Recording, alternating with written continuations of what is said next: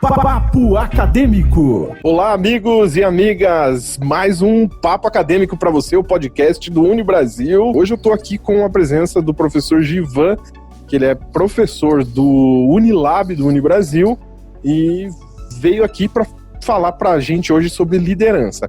Mas eu queria que antes dele falar sobre liderança, ele se apresentasse e falasse quais as matérias que ele dá lá, quais os projetos que ele trabalha no Unilab. Beleza? Tudo bem aí, Givan? Vamos lá. Então, a Unibrasil, ela saiu na frente aí com relação a esse quesito, né, a liderança, e principalmente quando nós falamos sobre os aspectos de liderança humanizada. Então, hoje, a Unibrasil, ela tem um projeto voltada para a área de empreendedorismo, né, para empresários, empreendedorismo, para pessoas que, mesmo não estando no aspecto de liderança, né, mas trazendo aí recursos, matérias para que as pessoas possam realmente evoluir dentro daquilo que estão fazendo. E hoje nós ministramos lá, dentro de 2 grupos, né, sendo um dos grupos uma matéria chamada Motivação, Adaptação e Resiliência, e para o outro grupo nós ministramos uma aula de colaboração, empatia e inteligência socioemocional, que é tão requerida, principalmente nos momentos que nós estamos vivendo hoje, né? E hoje o tema que a gente escolheu aqui é para falar sobre liderança. E a gente estava falando um pouquinho antes de começar, na verdade o tema liderança é muito amplo, né? Mas você, quando vai trabalhar a liderança, os teus projetos, você trabalha ela voltada para a humanização da liderança, é isso? Estou correto, Givan? Isso. É um conceito diferenciado, Kleber, onde a gente trabalha com o aspecto humano verdadeiramente, né? Ou seja, líderes, pessoas liderando pessoas e dando essa possibilidade para que as pessoas possam, dentro desse comando, desse liderado, né, dessa liderança, poderem ser também as suas melhores versões, trazendo aí o melhor de si e colaborando também como líderes, né? A liderança humanizada, ela tem alguns aspectos, principalmente algumas qualidades que são um pouco diferenciadas e que o mercado tanto busca hoje em dia, né? Por exemplo, a estrutura de resiliência, você poder suportar um feedback de forma construtiva, quando você traz o aspecto da motivação extrínseca para o seu funcionário, da sua motivação intrínseca para o funcionário, que é justamente trazer as linhas de propósito, trazer também o que é que esse funcionário pode ganhar dentro de uma empresa com relação ao seu aprendizado, de forma que possa trazer um engajamento muito maior do que a gente vê no dia a dia dentro das empresas, né? Então, esse diferencial do líder humanizado é justamente entender, a gente utiliza ferramentas voltadas para a gestão e estratégia emocional, nós já falamos aqui num podcast anterior sobre isso, inclusive, mas principalmente lidar com as pessoas de forma personalizada, né, e de forma pessoal, trazendo a pessoalidade, tratando de pessoa para pessoa e de que maneira a gente pode ajudar essa pessoa de forma mais eficiente. Sendo que cada pessoa é um mundo, né? Cada pessoa é uma pessoa. Legal. Hoje tem se falado muito, eu até quero gravar um podcast até exclusivamente sobre esse assunto, que ele rende bastante, que tem muito se falado sobre as soft skills, né? Eu acho que o líder hoje, ele precisa muito mais trabalhar com as soft skills, né? Do que propriamente ter um alto grau de titulação, ser um cara muito técnico naquilo. Mais do que isso, ele precisa lidar muito com emoções, com a psicologia, com a intuição, enfim, com coisas que não são tão palpáveis, tão tangíveis, tão técnicas, né, professor? Foi muito bom você ter falado nisso, Cleber, porque olha só, que interessante, né? Os chefes de RH, os diretores, gerentes de RH, eles relatam muito que está dentro de um estudo feito recente, inclusive, que mais de 83% dos profissionais hoje contratados pelas suas competências e habilidades técnicas são demitidos por falta de competência e habilidade pessoal. Ou seja, né, os líderes hoje eles precisam ter muito mais o fino trato e o trato com o outro de forma muito maior, como seria, né, das suas habilidades com que ele já desenvolve com relação às suas competências técnicas ou acadêmicas. Então, é algo que já está sendo visto, né? Existem aí, inclusive, iniciativas das empresas hoje para ser instaurado como forma contínua nas empresas sobre algum programa que possa ser feito aí, tratado da saúde emocional dos seus colaboradores. Justamente por ser entendido, chegamos a um momento na importância, né, principalmente observando aí os afastamentos que acontecem regulares, casos de afastamento do trabalho, que são hoje grande parte por transtorno de ansiedade, depressão, justamente por não estar sendo tratado de forma como deveria. Então, o soft skills hoje ele é muito mais requisitado do profissional, inclusive do profissional sem experiência, do que realmente pelas suas habilidades técnicas e competências voltadas para a área acadêmica. Também podemos dizer que com a evolução do mundo no geral, e aí entra desde a parte da tecnologia, desde a parte da criação das pessoas hoje, enfim, tudo isso tornou muito mais complexo ser um líder hoje do que se era um líder há 20, 30, 40 anos atrás? Olha, depende do ângulo que se olha, né? Se a gente utilizar da tecnologia para criar a aproximação, principalmente para você otimizar trabalhos ou atividades que antes se demandavam um tempo pela demora da comunicação, aí a gente tem um quadro inverso. Aí a gente tem uma liderança muito mais efetiva e muito mais conectada.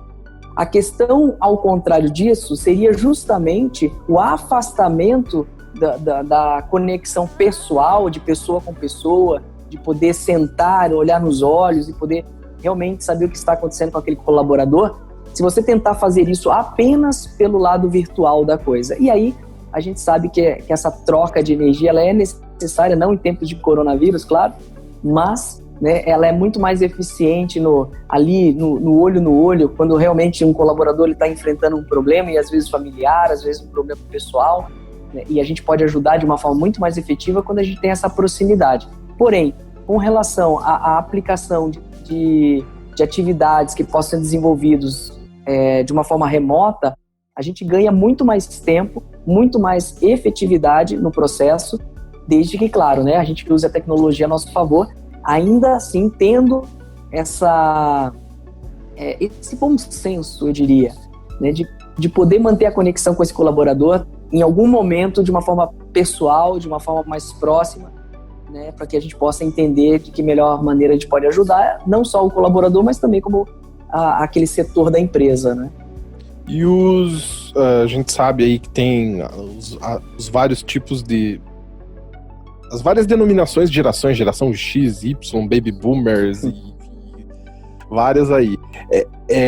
Essa diferença entre as gerações, ela causa conflito, ela causa ruído numa liderança, ou isso não é problema, depende muito da habilidade do líder, independente por exemplo, vamos até fazer aqui uma simulação. Se uma pessoa mais jovem, de uma geração mais jovem, um Y, por exemplo, ele chegar a ser líder de um Baby Boomer, vai ser mais difícil do que um Baby Boomer ser líder de um...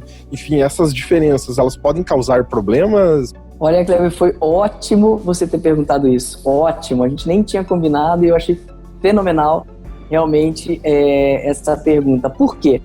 Porque hoje nós já vemos os conflitos de gerações dentro do aspecto de liderança. Por quê? Porque o líder que está hoje no mercado é um líder que segue os preceitos da formação acadêmica dele lá de 10, 20 anos atrás. E os profissionais com quem ele lida hoje, com quem ele lidera hoje, são profissionais que não estão mais conectados com os propósitos que era de 10, 20 anos atrás. Ou seja, os jovens de hoje em dia conectados com o propósito do trabalho. Eles precisam realmente acreditar que aquilo realmente vai fazer bem não só a ele, mas como ao próximo ou como as pessoas que estão em volta.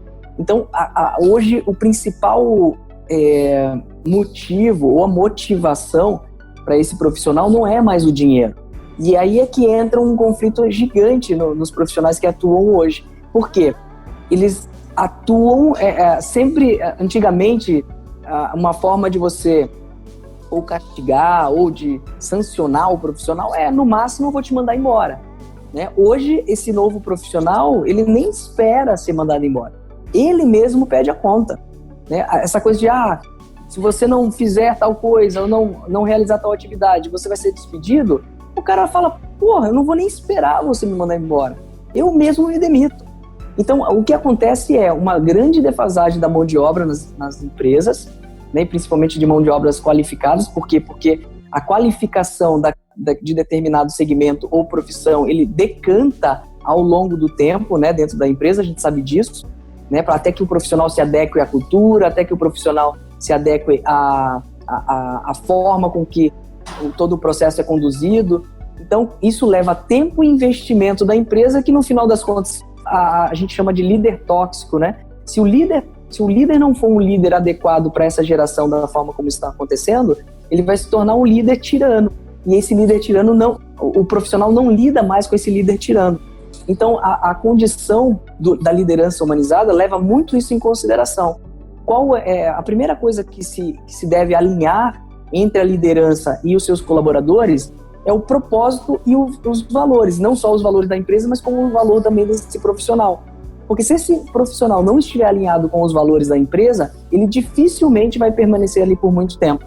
Então, hoje, essa fragilidade, de certa forma, com relação a manter o profissional, ela pode ser revertida desde que, alinhados os valores da empresa aos valores do profissional, e principalmente ele entendendo que a contribuição dele ali vai além do aspecto da relação entre você trabalha e eu pago, ele entendendo que o propósito de levantar todas as manhãs para fazer aquilo que ele faz pode ser muito mais fortalecido a partir desse entendimento, a partir desse contrato que dentro dos nossos cursos a gente explica como um contrato, ou contrato de expectativas, ou contrato psicológico, que é justamente esse alinhamento.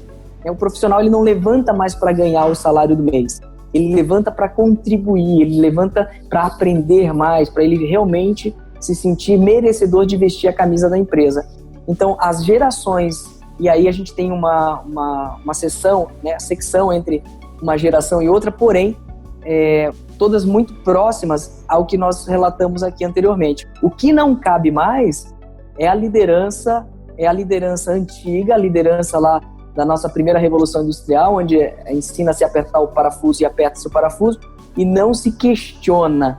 Essa liderança, ela está fadada ao insucesso, ela não vai mais existir, né? A liderança que está acostumada apenas ao feedback, sem ter o feed forward, essa liderança ela não vai existir mais, né? Porque as empresas vão notar que se essa liderança continuar atuando da forma como é até hoje em dia, mas já existe uma mudança aí drástica acontecendo, existe o prejuízo financeiro da empresa e principalmente de capital humano.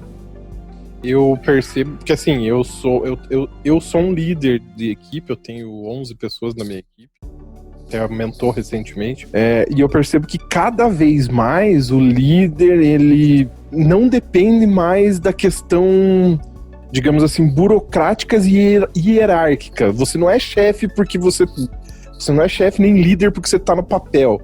Você é líder porque você conquistou essa liderança, e a tua equipe precisa enxergar em você um líder realmente. Se você for um líder no papel, mas não for realmente um líder na prática, no exemplo, trazendo essa equipe pro teu lado, engajando, eles te engolem facilmente. Sim. E esse líder não tem muito tempo de liderança naquela equipe, né? Eu vejo por aí. O líder, ele tem que ser um mediador, né? É uma das principais habilidades do líder hoje, e com certeza você também deve fazer isso muito eficazmente, né, Kleber? É justamente ser um mediador. Eu preciso lidar com conflito, eu saber lidar com conflitos. Hoje, praticamente, a postura do líder é para mediar conflitos. Então, existem, dentro dessas equipes, né, de pessoas, de colaboradores novos, eles são muito auto-eficazes, né? Então, nesse auto-eficaz, o que a gente precisa fazer é a gestão de comportamento com relação às relações ali. Então, às vezes, um é mais agitado que o outro, às vezes tem um tempo um pouco menor, né? Ele é mais lento, mas ele é mais... ele pensa de forma diferente, ele calcula de forma diferente, e na maioria das vezes ele tende a ser mais assertivo que o cara que está mais acelerado. Eu sou esse cara que está sempre acelerado e acaba acertando depois de tantos erros, né? Então, eu erro rápido para acertar rápido. Então, essa gestão do líder, além dele ser o cara que precisa dar o norte, dar o forward, o feed forward, ou seja, mostrar qual é o caminho para quem está chegando, eu acredito muito que esse líder ele tem que fazer a gestão das relações. Então, um dos motivos, inclusive, estudando recentemente, dos afastamentos, motivos de doença dentro da empresa, é as relações ruins dentro da empresa. Então, o líder que traz a harmonia para sua sala, a harmonia para o seu setor, fazendo com que as pessoas possam se relacionar de forma equilibrada, de forma saudável, né, eu acredito muito que das competências técnicas elas possam fluir de uma forma muito mais fácil, porque senão vai acontecer exatamente como você falou, Kleber. As pessoas não vão aturar, né, um líder tirano, eles não vão aturar o líder que não se relaciona de forma confortável para as pessoas que estão ali naquele setor, né? Até porque também, cada vez, não que antigamente não fosse assim, mas eu vejo hoje cada vez mais a gente vivendo mais intensamente o nosso trabalho, né? Então as relações pessoais ali na hora do trabalho, elas precisam ser trabalhadas muito bem. O conflito entre o próprio líder e seus liderados e entre os liderados, né?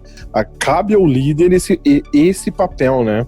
De contornar possíveis rixas entre liderados, problemas psicológicos do liderado em casa, enfim, esse tipo de relação cabe muito ao líder. É fundamental, viu? Porque o que acontece é justamente por ter essa proximidade, né, tão tamanha, que na maioria das vezes a gente acaba passando mais tempo realmente no trabalho do que em casa, do que com as pessoas que estão ali, que é da nossa família, que a gente, né, e que a gente tem uma certa intimidade maior.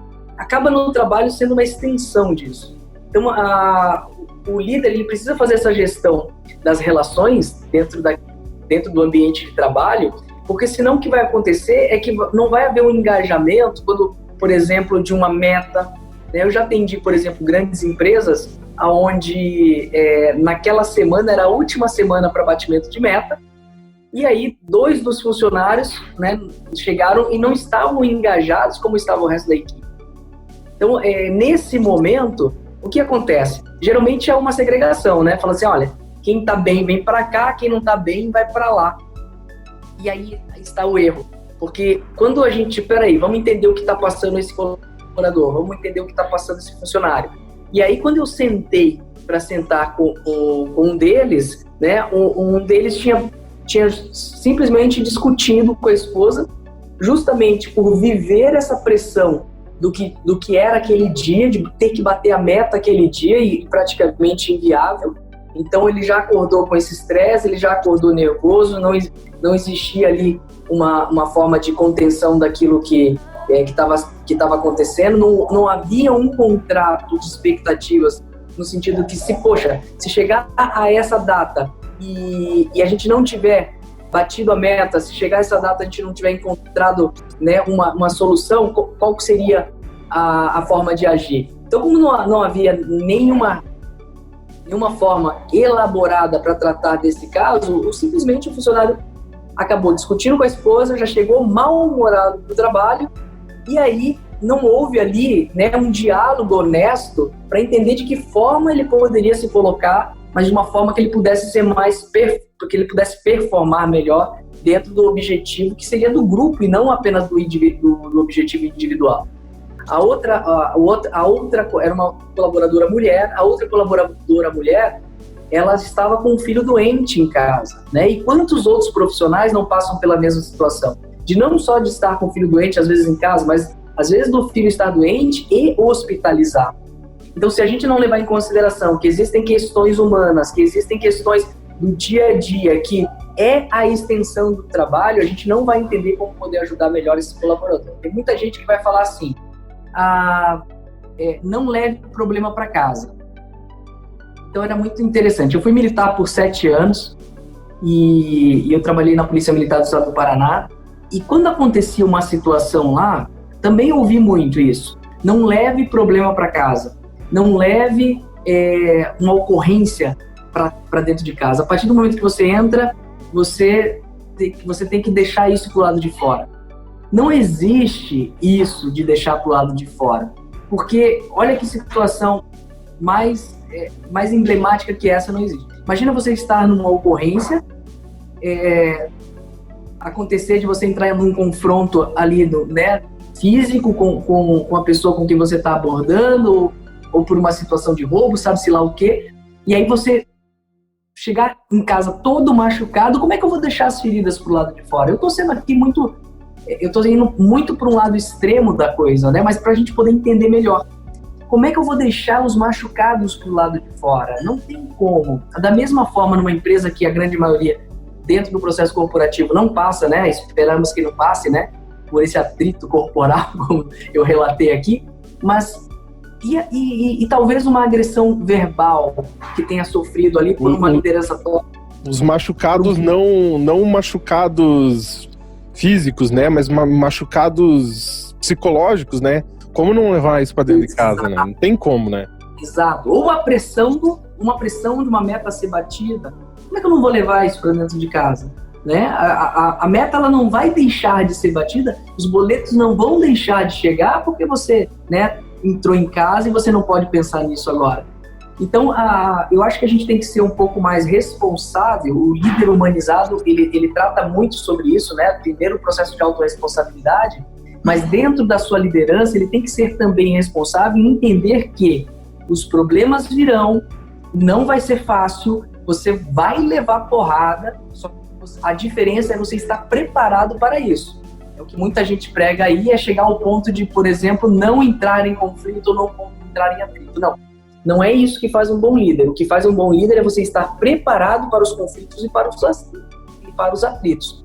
A gente costuma dizer que gerenciar, né, em tempos de paz é fácil. Agora, gerenciar em tempos de guerra, principalmente como momentos como esse, Kleber, que a gente está vivendo hoje, é que vai fazer realmente o bom líder, né? O líder empático, o líder ressonante, o líder que vai liderar pelo exemplo, que vai trazer empatia nas suas ações, né? E a gente traz isso, e a empatia, existe uma escala da empatia. Primeiro a gente percebe o outro, né? Depois a gente sintoniza com o outro para daí empatizar, né? Chegando ao ponto aí realmente ter a verdadeira compaixão pelo ser humano. Mas enquanto a gente não entender isso, se a gente for liderar pelos processos e metodologias, aí a coisa não acontece, né? Eu vejo que algumas, principalmente a escola de negócios, a administração, acaba, mesmo que o cara não saia um líder pronto, você acaba trabalhando sobre liderança ali e tal, durante a graduação. Já alguns outros cursos aí, sei lá, da área da saúde ou da própria área da engenharia, não se dá tanto foco para isso, até porque não é o foco mesmo. Mas o cara, quando chegar lá no mercado de trabalho, ele vai precisar liderar equipes. Seja na área de saúde, lá um enfermeiro vai precisar liderar a equipe de enfermeiros, seja um engenheiro civil liderar as pessoas lá numa obra, enfim. Se ele quiser subir de cargo, se ele quiser tornar a carreira dele boa, uma hora ele vai se tornar líder. O que essa pessoa hoje, então, enquanto ainda estiver cursando sua graduação, ou mesmo que já tenha cursado, o que, assim, mais tangivelmente falando, o que ele tem que buscar hoje, começar a buscar e começar a se aperfeiçoar para se tornar um bom líder? O Kleber, nossa, essa pergunta caiu como uma luva também. Se a grade curricular dele não oferece nenhuma matéria voltada para o capital humano, se ela não oferece nenhuma matéria voltada para os relacionamentos, para relacionamentos interpessoais, né? E até mesmo a gente aprofunda um pouco mais no nosso curso, que é do relacionamento intrapessoal, ele precisa de alguma forma fazer outros cursos que possam dar a ele essa visão mais macro do que seria as relações humanas. Porque o que vai fazer verdadeiramente ele um bom profissional, seja qual for o segmento, é no trato que ele vai ter com as pessoas. Algumas pessoas desenvolvem isso de uma forma muito natural e orgânica, né? Às vezes é da criação, às vezes do meio que já convive, e aí essa habilidade acaba sobressaindo, esteja essa pessoa fazendo o que ela estiver fazendo. Porém, existem formas de você poder aprender a gerar conflitos que nem sempre a gente aprende no dia a dia, nem sempre a gente traz de casa. Às vezes, o exemplo que a gente tem do pai ou da mãe não é o suficiente para você gerir uma equipe de 100 ou às vezes até 1.000 pessoas, quem sabe 10.000 pessoas, dependendo do tamanho de uma fábrica, por exemplo. Ele precisa, de alguma forma, procurar outro segmento, alguma instituição, né, e hoje a Unibrasil sai na frente com isso, que possa trazer para ele ali realmente soft skills, que ele possa trazer ferramentas que tragam habilidades de comportamento humano. Para que quando ele venha a estar no mercado de trabalho, ele não só possa lidar com as pessoas, ele vai liderar por algum momento, mas também até mesmo para ser admitido em empresas, admitido em instituições. Eu não tenho dúvida de que esse profissional dotado dessas habilidades, Cleber, até mesmo na entrevista, ele já vai ser um diferencial, inclusive para ocupar o cargo que ele deseja. Então, buscar por habilidades voltadas para a área de inteligência emocional, estratégia que busquem, né, que tragam como habilidades estratégias emocionais, inteligência social, como desenvolver empatia, gestão de conflitos. Eu não tenho dúvida de que esse profissional vai sair muito à frente aí dos que não estão fazendo isso, independente de qual seja aí o segmento ou o cargo que ele venha ocupar ou o curso que ele esteja, né, se graduando. Bacana, queria agradecer então o Givan, que é nosso professor lá da Unilab. O Givan já aqui o ano passado já gravamos um podcast, então já é a segunda vez que ele está participando, e mesmo assim continua as portas abertas, a hora que precisar, a hora que tiver um assunto bacana aí que acha que vai encaixar pra essa galera, tá super convidado, só me avisar, a gente grava de novo. E mais uma vez agradeço a presença aí, Givan. Eu que agradeço aí, Cleber, mais uma vez a oportunidade, né? A simpatia, o acolhimento. Nós estamos aí, somos parceiros de missão e isso me deixa muito feliz. E conta comigo também, sempre que possível aí, vamos ver se a gente consegue fazer fazer alguma grade que a gente possa estar todo mês aqui compartilhando, colaborando, né, contribuindo, porque se não for dentro lá do curso, pelo menos existe um canal onde a gente vai realmente estar trazendo informações de qualidade. Bacana, e vamos juntos vencer o coronavírus, e em breve estaremos pessoalmente de novo podendo interagir. Beleza? Um abraço para todo mundo, abraço acadêmicos, acadêmicas, e até o próximo Papo Acadêmico. Abraço! Papo Acadêmico.